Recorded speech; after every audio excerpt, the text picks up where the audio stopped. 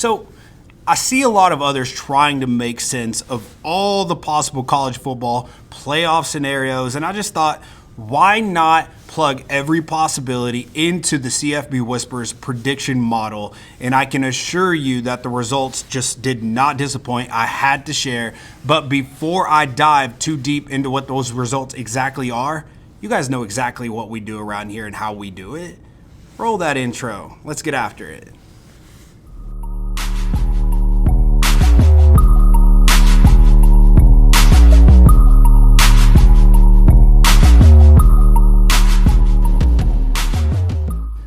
All right, what is going on, college football fans, and welcome back to the CFB Whispers show, where I am your host, Cameron Rodriguez, but y'all know you can just call me Cam. And today I'm going to be breaking down a few playoff scenarios after an eventful Week 13. And with the bubble nearly gone, we now have 13 teams vying for just 12 playoff spots. But let's get after this already, and let's just really take a big dive into each conference. I figured that would probably be the best approach. Not many people are breaking it down that way. They just want to go based off best wins, losses, strength of schedule, etc.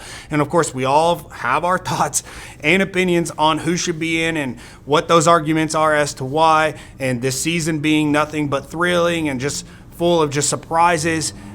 I think this season is coincidental where parity has obviously collided with opportunity, leading to one of the more exciting finishes that we've ever seen in college football history. Now, Saturday was a whirlwind of surprises, and while it may not quite reach the chaos of 2007 when every top team seemed to stumble, if you recall, of course, you have to be a college football fan for a while now, this year has certainly kept us on the edge of our seats, and with the introduction of a 12-team college football playoff combined with a mix of solid but not dominant teams, it's definitely created a perfect storm of playoff fever and upset vulnerability across the nation. But last Saturday, that was definitely a roller coaster, and that's me just essentially putting it lightly, because 5 teams lost control of their playoff destinies, and it seemed like a chain reaction that resembled golfers struggling through the back nine on a Sunday, where each team found themselves bogeying their way down the rankings along with their playoff hopes. But as you all know, of course, as the dust settled on Saturday night, the playoff race has now become surprisingly orderly, and what's left are 13 options for only 12 spots. But of course, again, another weekend like this could potentially reopen Pandora's box of possibilities. So I leave you with this. The question is, could we see a 3-loss playoff team in the playoffs? I mean, maybe, but for now, the 12-team playoff looks more firm than it's ever looked all season. So I thought about this. Why not take a brief dive into each conference and their hopefuls, starting with the Big Ten, because I feel like nobody's actually doing this. Let's move into the Big Ten, right? The Big Ten, in my opinion, is sitting pretty with a 4-team jackpot, that being Oregon, Ohio State, Penn State, and Indiana, where all of them have combined for just 3 losses, and all 4 are favored by at least 17 points in their regular season finales as it stands today. Doesn't matter what model you look at, that's what it is. Now, given the lack of bubble teams, and of course there are 3 of them in this conference in my opinion, you have Oregon, Ohio State, and maybe Penn State, I believe all 3 could afford another loss and still remain in the bracket in my opinion, and there is still a world where Indiana could work their way back into it. I just don't see how, with the lopsided loss to Ohio State this past weekend, along with their strength of schedule. But again, that's a conversation that requires its own video in my opinion, and that's for another day. So for now, let's just move on to the SEC, right? The SEC seems to have trimmed itself down to 3 playoff teams after a shocking Saturday where Alabama suffered a stunning 24-3 defeat to Oklahoma, who honestly hadn't beaten an FBS team since September. That is insane. But of course, there's also Ole Miss falling out of contention after a series of bad losses, more notably this past weekend's loss to Florida. And so the teams that remain are obviously teams like Georgia, Texas, and Tennessee. And of course, Georgia has already clinched a spot in the SEC championship game, while Texas is in based off their record, but not their resume. And of course, they have their final game against Texas A&M that will be telling and will definitely make the picture more clear in terms of who gets in the playoffs from the SEC. But for now, that's enough about the SEC. Let's go ahead and talk about the ACC. The ACC could potentially secure 2 bids, especially if both SMU and Miami reach the ACC title game at 11-1. But it's also fair to mention the 9-2 Clemson Tigers, who are also lurking as a bubble team and have a chance to improve their standings against rival South Carolina. But the best case scenario for the ACC, in my opinion, would be either SMU or Miami winning the ACC championship game at 12-1, while Clemson finishes 10-2. But with how well the other conferences are playing and all the teams still on that bubble, it could be an uphill climb for Clemson, but I've seen crazier things happen in college football. So yeah, I wouldn't count it out. But again, let's just go ahead and move on to the Big 12.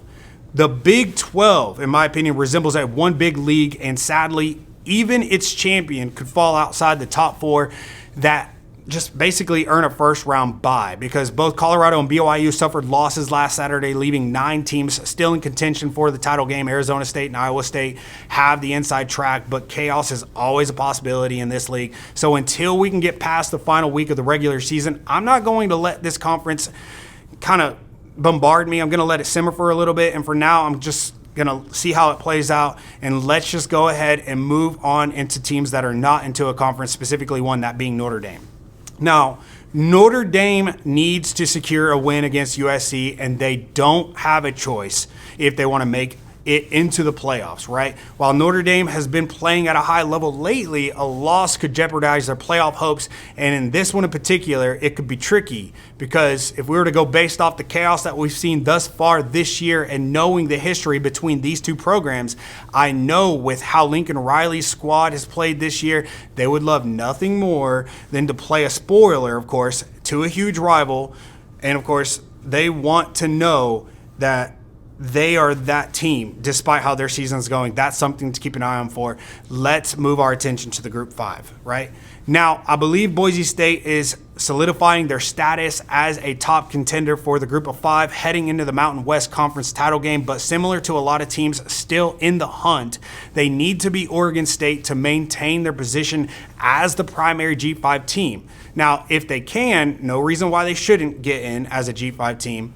But again, the committee will have a lot to discuss in both Notre Dame and Boise State if both can get that done. But as it stands, and according to the CFB Whispers Playoff Prediction model, the most likely playoff bracket includes 4 from the Big 10, 3 from the SEC, 2 from the ACC, 1 from the Big 12, Notre Dame, and the G5 auto bid. However, there's always a potential for a bid thief, like Texas A&M, for example. If they can beat Texas and Georgia, they could snag an automatic SEC slot and bump someone else from the field. Now, I understand that's a bit of a stretch, right? Especially if you consider the way that they've played lately. But with the way college football's landscape has gone all season, I'll never say that it couldn't happen. Now, looking ahead, I think it's crazy that we could see multiple cold weather games if Oregon wins the Big 10, Ohio State and Penn State possibly hosting first round games, and Notre Dame also in a position to do the same, because trust me when I say, fans, in those areas, I have been dying to see these southern teams obviously move up north and play for something that has significant implications on the line. And I know that those northern fans of those northern teams are thinking the same thing. But something else I thought about and wanted to share is that Texas could be the most likely team to fall if they lose. Now, that's not a common or popular opinion, but currently Texas is leading the SEC at 6-1. A loss to Texas A&M could push them behind other 2-loss teams. So the Lone Star State rivalry in College Station is massive for playoff implications, and this is a rivalry where these two teams haven't played each other since 2011. So this one will definitely pack some juice with the history and, of course, all the playoff implications that are on the line. So if my CFB Whispers current bracket holds, right, there is a world where we could see playoff teams that lost to teams like Northern Illinois and Arkansas. So talk about parity meeting opportunity indeed. But to conclude, here's how the CFB Whisper model currently has playoffs structured looking before tonight's playoff release, right? In terms of the show, if you guys are unaware. We have number 1, Oregon, Big Ten champ. Number 2, Georgia, SEC champ. Number 3, SMU, ACC champ. Number 4, Boise State, Group of 5 champ. Number 5, Ohio State, they're an at-large. 6, Notre Dame, at-large. 7, Texas, at-large. 8, Penn State, at-large. 9, Tennessee, at-large. 10, Miami, at-large. 11, Indiana, at-large. And of course, 12, Arizona State, being the Big 12 champs based off our CFB Whispers playoff prediction model. So, with all of that said, I'd love to hear your thoughts. How do you all see everything unfolding? Let me know, right? Let me know in the comment section below. And if you haven't already, obviously consider subscribing to the channel because your support means a ton as I continue to grow. But, you know, I've spoke a lot. Thank you guys, obviously, for tuning in for as long as you have. Thank you guys, obviously, for watching. And seriously, let me know your thoughts. Consider subscribing. If you're feeling really generous, obviously share. And until next time, CFB Whispers, out.